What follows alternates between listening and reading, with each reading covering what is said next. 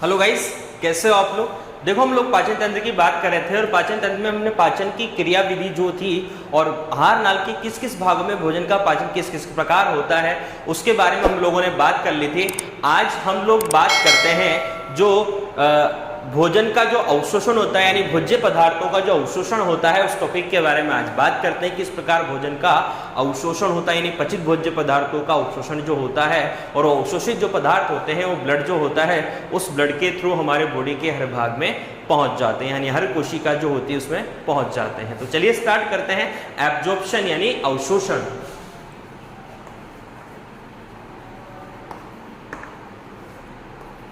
अवशोषण, देखो अवशोषण या एब्जॉर्प्शन की बात करें तो सबसे पहली चीज तो हमारे पास ये आती है कि जो आहार नाल जो होती है, उस आहार नाल की जो आंतरिक भाग जो होता है, यानी आंतरिक भित्ति जो होती है म्यूकोसा, उस म्यूकोसा के द्वारा पचित भोज्य पदार्थों को अवशोषित करने की जो क्रिया होती है उसे अवशोषण या एब्जॉर्प्शन कहा जाता है। तो हमारी जो आहार नाल जो होती है, उस आहार नाल का जो म्यूकोसा जो वाला पार्ट होता है, उस म्यूकोसा वाले भाग से भोज्य पदार्थों का अवशोषण किया जाता है, पचित भोज्य पदार्थों का। अब ये पचित भोज्य पदार्थों का अवशोषण आहार नाल के म्यूकोसा वाले भाग से कर लिया।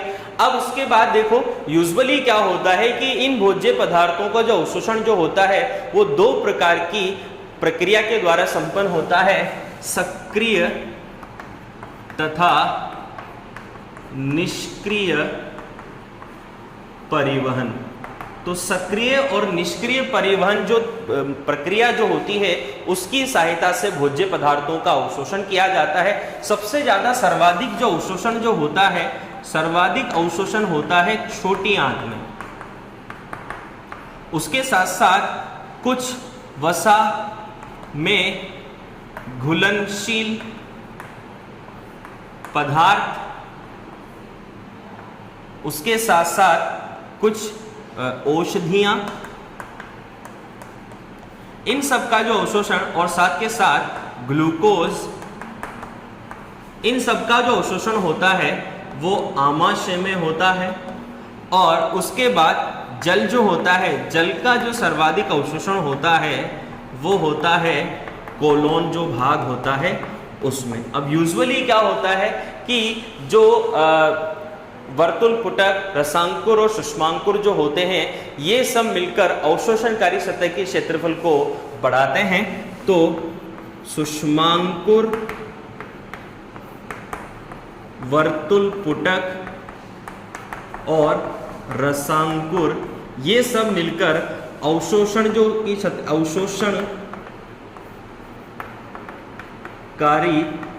जो सतह होती है उसके क्षेत्रफल को बढ़ाते हैं।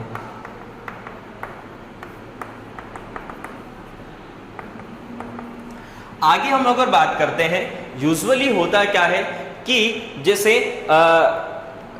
माइक्रोविली जो होते हैं, म्यूकोसा में प्रेजेंट जो माइक्रोविली होते हैं वो ब्रश बॉर्डर का निर्माण करते हैं। तो माइक्रोविली जो होते हैं वो माइक्रोविली आहार नाल में प्रेजेंट जो म्यूकोसा पार्ट जो होता है उसमें प्रेजेंट जो माइक्रोविली होते हैं वो कुछ ब्रश बॉर्डर का निर्माण करते हैं जिससे अवशोषणकारी सतह का क्षेत्रफल बढ़ जाता है। अब जो ये सक्रिय और निष्क्रिय परिवहन है इसके बारे में बात करते हैं। तो पहले बात कर लेते हैं हम लोग सक्रिय परिवहन की। सक्रिय परिवहन की बात करें तो ऐसा परिवहन जिसमें ऊर्जा जो होती है उसकी आवश्यकता होती है, यानी ऊर्जा की रिक्वायरमेंट होती है। तो ऊर्जा की ऐसा परिवहन जिसमें ऊर्जा की आवश्यकता होती है उसे सक्रिय परिवहन कहा जाता है। तो देखो जो सक्रिय जो परिवहन जो होता है, इस सक्रिय परिवहन में यूजुअली होता क्या है कि जो अवशोषण जो होता है वो किस किस का होता है। देखो पहली चीज तो ये होगी कि ऊर्जा की उपस्थिति में होगा, यानी ऊर्जा की आवश्यकता इसमें होगी।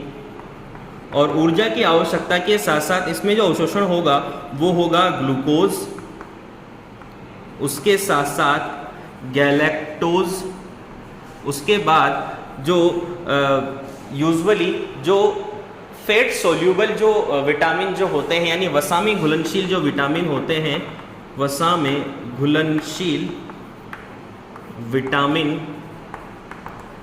ए, डी, ई और के, तो इन सब का अवशोषण होगा। उसके साथ साथ क्लोराइड आयन जो होगा उसका अवशोषण होगा, और क्लोराइड आयन के साथ साथ एल एमिनो एसिड जो होता है उसका अवशोषण होता है।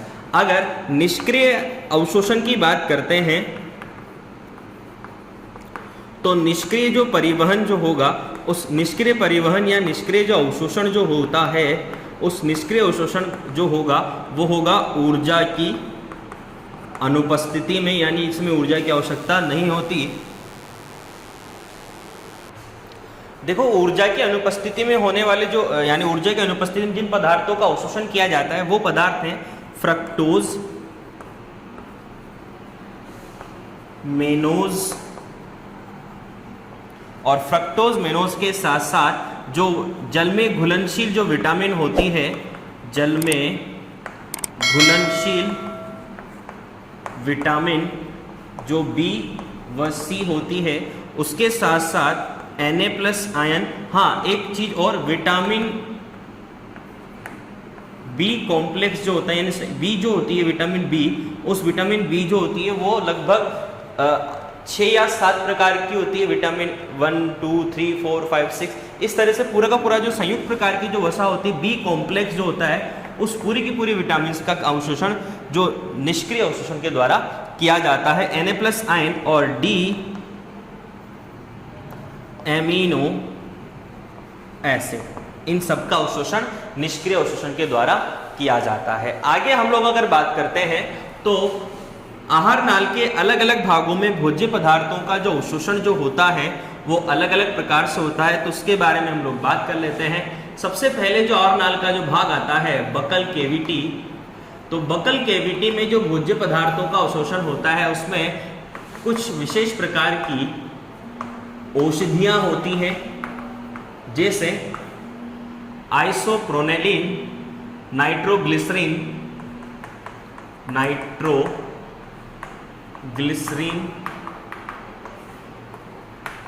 आइसोप्रोनेलिन आदि कई प्रकार की औषधियों का जो अवशोषण होता है बकल केविटी में होता है। बकल केविटी के बाद जो अवशोषण जो होता है वो होता है स्टोमच में, यानी आमाशय में।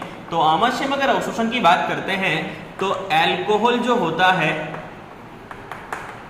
उस अल्कोहल का पूर्ण अवशोषण आमाशय में होता है, ग्लूकोज का होता है, उसके साथ साथ कुछ मात्रा में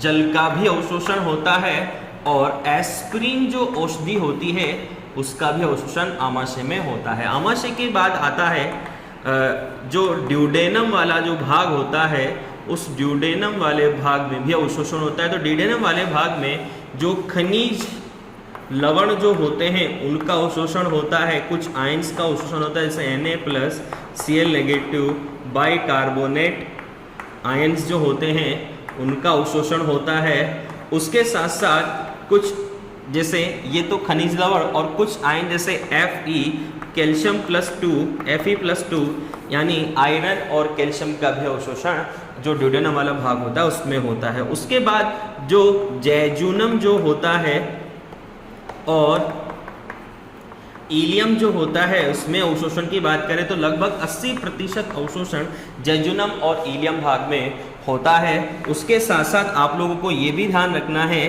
कि जो जैजुनम और इलियम जो भाग होता है इसमें वर्तुल पुटक, रसांकुर और सुषमांकुर तीनों पाए जाते हैं। तो लगभग 600 गुना जो अवशोषण होता है वो 600 गुना अवशोषण इन्हीं संरचनाओं के कारण इस भाग में सर्वाधिक होता है। तो इस तरीके से यानी जो भोजन के जो पचित भोजन जो होता है उस पचित भोजन का जो अवशोषण जो होता है वो आहार नाल के अलग अलग भागों में संपन्न होता है।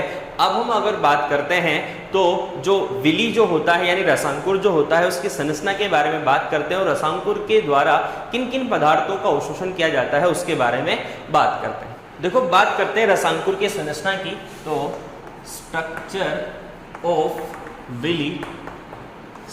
विली की बात करते हैं। तो ये जो विली जो होती है ये एक उंगली नुमा संरचना जो होती है उसके रूप में पाई जाती है, और इसके चारों तरफ जो रुधिर केशिकाएं जो होती है वो जाल के रूप में पाई जाती हैं।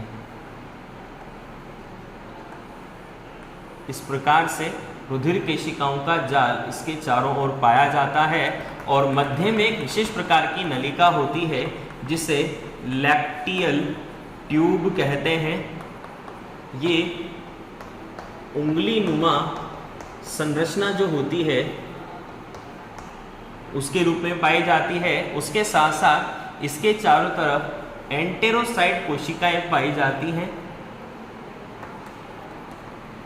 एंटेरोसाइट कोशिकाएं, तो एंटेरोसाइट कोशिकाओं से ही ये विधि का निर्माण होता है। मध्य में लैक्टियल ट्यूब पाई जाती है और उसके चारों तरफ रुधिर केशिकाओं का जाल पाया जाता है। और ये विशेष प्रकार के पदार्थ जैसे शुगर, खनिज लवण,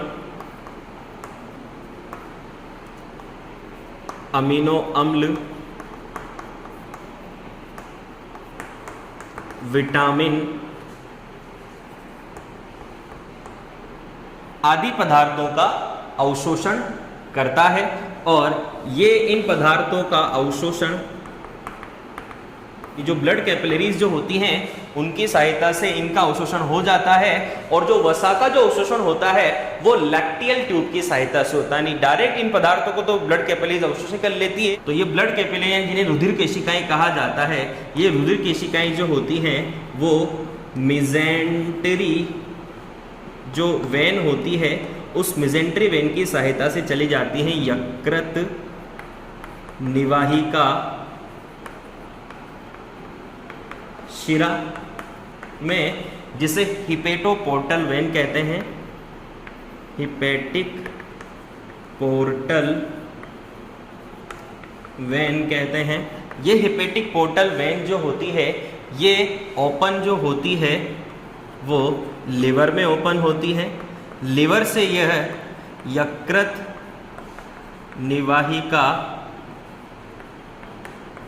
धमनी की सहायता से यानी हिपेटिक पोर्टल आर्टरी जो होती है उसकी सहायता से ये जो एंटर होती है यानी यकृत निवाहिका जो धमनी जो होती है ये एंटर होती है। पोस्टीरियर जो वेना कावा होता है उस पोस्टीरियर वेना कावा में ओपन होती है। जो एंटर होता है यानी ओपन जो होगा वो हार्ट।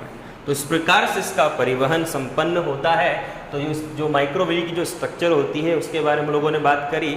अब इसके बाद हम अगर बात करेंगे तो जो वसीय पदार्थ जो होते हैं उन वसीय पदार्थों का जो अवशोषण जो होता है वो किस प्रकार से संपन्न होता है तो उसके बारे में हम लोग बात करते हैं। अब देखो वसा जो होती है उस वसा का अवशोषण जो होता है वो कैसे होता है तो उसके बारे में बात करें। इससे पहले एक चीज और आप लोग ध्यान रखें, यूजुअली क्या होता है कि शर्करा, खनिज लवण, अमीनो अम्ल, विटामिन इन सब का जो अवशोषण होता है वो तो डायरेक्टली क्या होता है कि जो ब्लड कैपिलरीज जो होती हैं उनकी सहायता से हो जाता है। यानी जो ब्लड कैपिलरीज जो होती हैं उनकी सहायता से इनका अवशोषण हो जाता है।